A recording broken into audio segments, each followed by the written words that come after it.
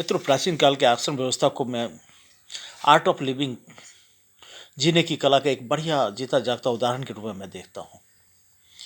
जहाँ प्राचीन काल में 100 साल की आयु को मानकर 4 भागों में विभाजित किया गया। पहला ब्रह्मचर्य आश्रम जो 25 वर्ष की आयु तक के लिए, दूसरा गृहस्थ आश्रम जो 25 से 50 वर्ष की आयु के लिए, तीसरा वानप्रस्थ आश्रम जो 50 से 75 वर्ष की आयु के लिए, और चौथा संन्यास आश्रम जो 75 से 100 वर्ष की आयु के लिए। जिसमें सबसे कठिन, सबसे तपस्या का समय माना जाता था ब्रह्मचर्य आश्रम का, और जिसमें सभी बच्चे अपने घर से सुदूर गुरु के आश्रम में जाया करते थे, गुरु के साथ ही रहकर वहाँ अध्ययन किया करते थे। और उस वहाँ पे गुरु के आश्रम में अनुशासन का बहुत कठोरता से अनुपालन करना होता था, ब्रह्मचर्य का अनुपालन करना होता था, नैतिक मूल्यों पर विशेष रूप से ध्यान दिया जाता था, और शास्त्री साथ ही सभी शास्त्रों का अध्ययन किया करते थे।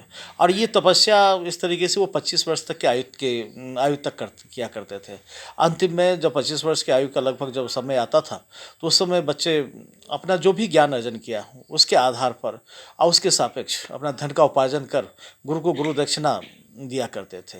और गुरु दक्षिणा का तात्पर्य सिर्फ यही था कि जो शास्त्र उन्होंने अध्ययन किया और ज्ञान प्राप्त किया, उनमें ये काबिलियत और आया कि नहीं आया, कि वो धन उपार्जन कर सकते हैं कि नहीं कर सकते, उसकी एक तरह से टेस्टिंग थी, जो वो भी टेस्ट उसमें हो जाया करता था।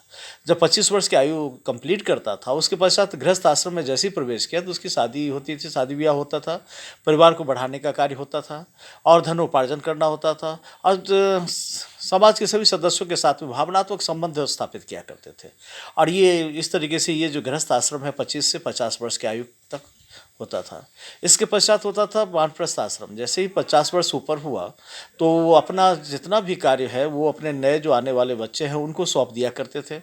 और इसके पश्चात वो वानप्रस्थ आश्रम में व्यक्ति अध्यात्म का अध्ययन करना, और जो नए आगंतुक बच्चे हैं जो गृहस्थ आश्रम में प्रवेश किए हैं उनको मतलब समय समय पर मार्ग निर्देशन करना, दिशा निर्देश देना, ताकि वो बच्चे और बढ़िया बेहतर समय व्यतीत कर सकें।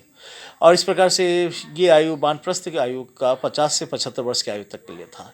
इसके पश्चात संन्यास आश्रम 75 से 100 वर्ष की आयु, उस अवस्था में सभी व्यक्ति बहुत ही सुख सुविधाएं, घर परिवार जो भी है उसको छोड़कर, त्याग कर और सुदूर जंगल में जाकर मोक्ष की प्राप्ति के लिए तपस्या किया करते थे। तो इस प्रकार से हम देखते हैं कि ये जो आश्रम व्यवस्था प्राचीन काल में बहुत ही साइंटिफिक, बेहतर और बहुत ही सुंदर जीता जाता उदाहरण है आर्ट ऑफ लिविंग का, जीने की कला का। आज के परिप्रेक्ष्य में हम देखते हैं क्या कि जैसे आश्रम व्यवस्था नहीं हुई तो सारा अस्त व्यस्त है सब कुछ, और भारी तादाद में लोग जो शिक्षा ग्रहण करते हैं उनको मतलब उनकी बेरोजगारी सबसे ज़्यादा है, उनकी भी ये सामर्थ्य काबिलियत नहीं आ पाती है कि अपने अध्ययन के सापेक्ष जो किया है उस धन उपार्जन कर सके। और स्थिति ये हो गई कि जो पूरे देश में अराजकता की बातें और बेरोजगारी की समस्याएं आ गई, साथ ही दूसरी नैतिक मूल्यों पर ध्यान नहीं दिया जाता, जिसके कारण से उनमें नैतिक मूल्य का घोर अभाव दिखाई देता है। साथ ही उन बच्चों में भ्रष्टाचार, अराजकता और तरह तरह की नीति और डाइवर्सन अपने लाइफ से इस तरीके से देखा जाता है, जो उपयुक्त नहीं है, बेहतर नहीं है। और इसके लिए पूर्ण रूप से दोषी ये मतलब शिक्षा प्रणाली और सबको दिया जा सकता है, व्यवस्था को दिया जा सकता है।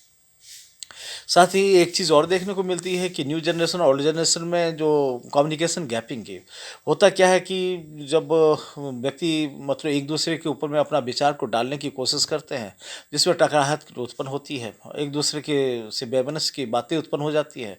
जबकि ये सब चीज़ें प्राचीन काल में ऐसा नहीं था।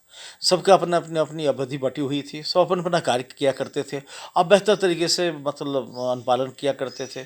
बड़ों का रेस्पेक्ट करना, ध्यान देना, नैतिक गुण इतना मतलब प्रगाढ़ मजबूत और था, जिसके सापेक्ष वो लोग काफ़ी अच्छा बेहतर समय व्यतीत किया करते थे। तो आज के परिप्रेक्ष्य में हम लोग देखें तो आज भी आश्रम व्यवस्था की बहुत आवश्यकता है, जिससे कि जीवन सुचारू रूप से चले। और जितनी भी छोटी मोटी समस्याएं हैं, चाहे बेरोजगारी की समस्या है, चाहे भ्रष्टाचार की समस्या है, चाहे अराजकता की समस्या है, चाहे भेदभाव वगैरह की समस्या है, जो भी हम देखने जा रहे हैं सबका ये अंत हो सके, इसका अंत निश्चित रूप से ये हम माने तो उस रास्ते पे जाने के पश्चात ही, यानी कि प्राचीन जो व्यवस्था थी उसके ऊपर जाने के पश्चात ही हम प्राप्त कर सकते हैं, अन्यथा संभव नहीं है। इसीलिए इस ओर आश्रम व्यवस्था की ओर विशेष रूप से ध्यान देने की आवश्यकता आज भी है। धन्यवाद।